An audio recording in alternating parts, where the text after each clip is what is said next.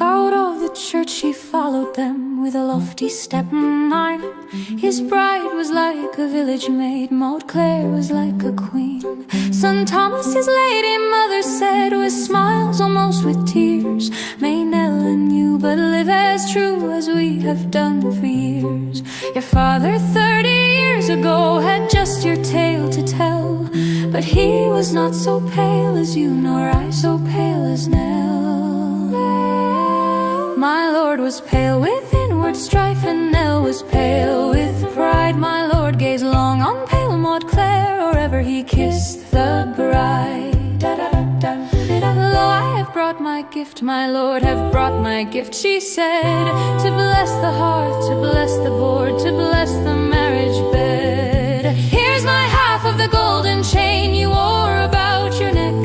That day we waded ankle deep for lilies in the beck.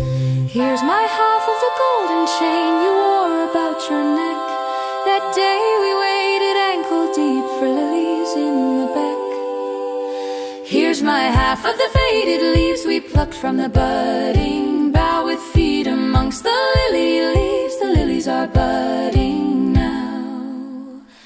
He strove to match her scorn with scorn, he faltered in his place. Lady, he said, Maude Clare, he said, Maude Clare, and hid his face. She turned to Nell, my lady Nell, I have a gift for you. Though were it fruit, the blooms were gone, or were it flowers, the dew.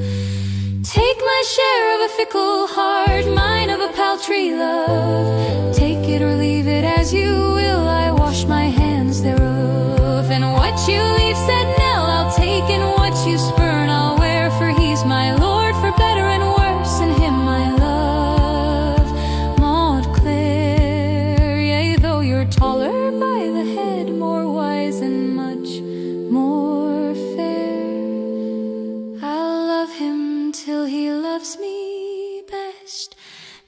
best of all.